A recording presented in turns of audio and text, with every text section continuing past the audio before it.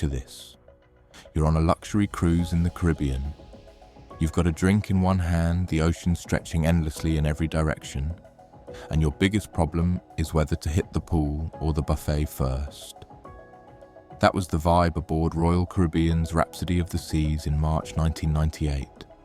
But for the Bradley family, Ron, Ivor, their son Brad and 23-year-old daughter Amy, that trip was about to turn into a nightmare you couldn't script. If you tried. Amy was no timid tourist. She was athletic, confident, the kind of person who could handle herself. This was supposed to be one last carefree trip before starting a new job back home in Virginia. Then came the night before everything changed. Amy's out with Brad in the ship's nightclub, the bass is thumping, and she ends up dancing with a crew member nicknamed Yellow because, well, cruise ship nightlife breeds characters. Around 3:30 a.m, the two siblings head back to the cabin. Brad crashes. Amy steps onto the balcony to soak in that warm sea air. That is the last time her family ever sees her. Morning comes. The ship's docking in Curacao. Brad wakes up. Amy's gone. No note, no noise in the night. And somehow nobody saw or heard a thing. It's like she got plucked off the planet. The family sounds the alarm, but the ship's response? Let's just say it wouldn't win most urgent search of the year. No lockdown, no combing every corridor, just a few announcements, some casual glances, and business as usual. The Bradleys beg the crew, stop people from leaving the ship. What if Amy's still on board, hidden somewhere? The answer? A firm number. Cue hundreds of passengers rolling their suitcases down the gangway into Curacao, along with any potential suspect who might have known exactly where Amy went. Then comes the official shrug. She must have fallen overboard. Easy story, right? Except Amy wasn't exactly clumsy around water. She was a lifeguard. The sea was calm, she was fully dressed. And here's a key point. Falling from a balcony isn't subtle. Somebody would have heard something. But that's not the only red flag. When the Bradleys check the cabin, it's been cleaned. Fresh sheets, items moved. And the ship's gallery. All the photos of Amy, gone. If you're getting crime scene tampering vibes, you're not alone. The Bradleys can only watch as the ship sails off without them, leaving them on the dock in tropical heat, holding bags and questions no one seems in a hurry to answer. Local police make some noise, but investigating a disappearance on a cruise ship, that's like trying to solve a crime in a town that floats between countries. Jurisdiction is a nightmare. Then the first bizarre lead surfaces. A witness says he saw Amy on a beach in Curacao with two men. She looked distressed. Weeks later, a Canadian tourist stumbles into a brothel on the island. A woman leans in and whispers, "My name's Amy. I'm from Virginia." Before the tourist can even react, two men pull her away. By the time anyone checks, she's gone. That's when the word trafficking starts creeping into conversations. The Caribbean might be paradise for travelers, but it's also home to organized networks that can move people without a trace.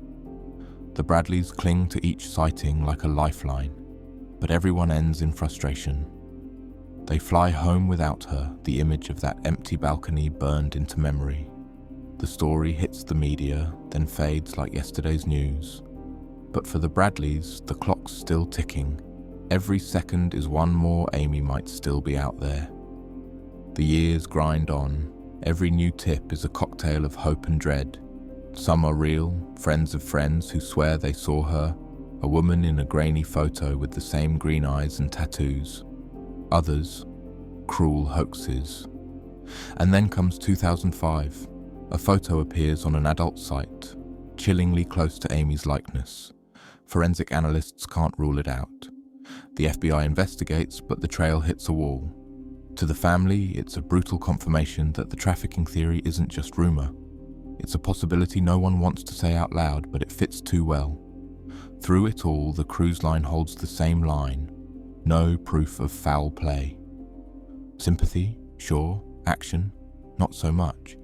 Maritime law is a maze, and the Bradleys are learning firsthand how easy it is for crimes at sea to vanish under red tape. They shift gears, becoming advocates for cruise ship safety, telling anyone who will listen that the glossy brochures don't show the darker realities. They're not just searching for Amy anymore, they're fighting to make sure this doesn't happen to another family. Then, over 2 decades later, Amy's story roars back into the spotlight. Netflix drops Amy Bradley is missing, and suddenly the case everyone forgot is on millions of screens. This isn't just a recap, it's a deep dive with interviews, footage, and reenactments that make you feel like you're on that ship. The Bradleys lay out every frustration, every missed opportunity, every clue that got buried. Viewers eat it up and start digging. Social media turns into a 24/7 detective board. People are re-watching security footage, cross-referencing port logs, hunting for faces in old cruise photos. And then the bombshell, new tips. Amy's brother says some are credible enough for the FBI to follow up. For the first time in years, the Bradleys feel movement, real movement. The kind that makes you think, maybe, just maybe, they're finally closing in on the truth. Today, Amy would be 50. The FBI's reward for information stands at $25,000. Her parents still won't say the words "case closed." They live in that in-between space where the phone could ring with either the best news of their lives or the worst. The ocean that once promised a family vacation now feels like a thief, silent, endless, and holding its secrets tight. Amy's story isn't just about one missing person anymore. It's about how quickly paradise can flip into danger, and how badly the systems we trust can fail us. The Netflix series isn't just entertainment, it's the Bradleys' Hail Mary, a call to shake loose the truth from someone's memory or conscience. Because somewhere, on land or sea, or locked in the mind of someone who was there, is the answer to the question that's haunted them for 25 years. What happened to Amy?